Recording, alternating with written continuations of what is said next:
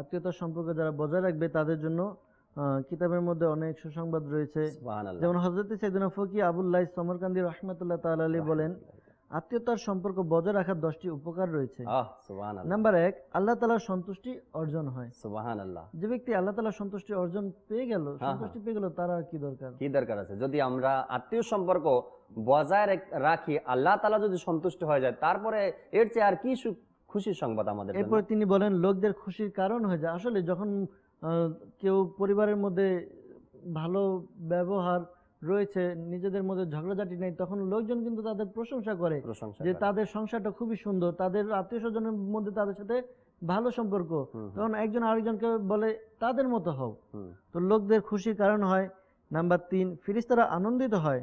Number 4, মুসলমানদের পক্ষ থেকে ওই ব্যক্তির প্রশংসা করা হয়।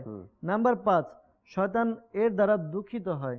নাম্বার 6, বয়স বৃদ্ধি পায়। সুবহানাল্লাহ। বয়স বৃদ্ধি পায়। আমরা আজকালকে বয়সের ব্যাপারে যে আমার হায়াত যদি বেড়ে যায় দোয়া করি, কিন্তু আমরা যদি নিজেদের আত্মীয়তার সম্পর্ক বজায় রাখি তাহলে আমাদের বয়স বৃদ্ধি পাবে। শুধু বয়স নয়, রিজিকেও বরকত হয়। সুবহানাল্লাহ। যদি আমরা নিজেদের আত্মীয়তার সম্পর্ক বজায় রাখি, ইনশাআল্লাহ আজ্জা ওয়া জাল্লা আমাদের রিজিকে বরকত হবে।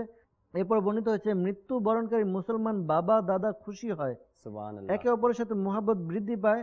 মৃত্যুর পর এর সওয়াব বৃদ্ধি পায়, কেননা লোকেরা তার জন্য মঙ্গলের দোয়া করতে থাকে। তো এই উপকারগুলো রয়েছে যারা সম্পর্ক বজায় রাখবে। সুবহানাল্লাহ। তো আমরা যেন নিয়ত করে নেই যে আমরা নিজেদের মধ্যে যাদের মধ্যে ঝগড়া বিবাদ রয়েছে, নিজের আত্মীয় স্বজনের মধ্যে, অনেক আমাদের মাদানী চ্যানেলের মাধ্যমে অনেকে এরকম শুনছেন যারা নিজেদের মধ্যে এরকম রয়েছে, আমরা নিয়ত করি, হিম্মত করি, ক্ষমা করে দেই। হ্যাঁ, দোষ আমার, ঠিক আছে, তারপর আমি চাই। দোষ তার, সেটাও ঠিক আছে, আমি যাই নিজে থেকে আগে গিয়ে ক্ষমা চাই। আমরা কোরআন ও হাদিসের আলোকে শুনলাম যে ক্ষমা করার এবং আত্মীয়তার বন্ধন ছিন্ন করার কি ক্ষতি রয়েছে, আত্মীয়তার বন্ধন সম্পূর্ণ রাখার কি লাভ রয়েছে।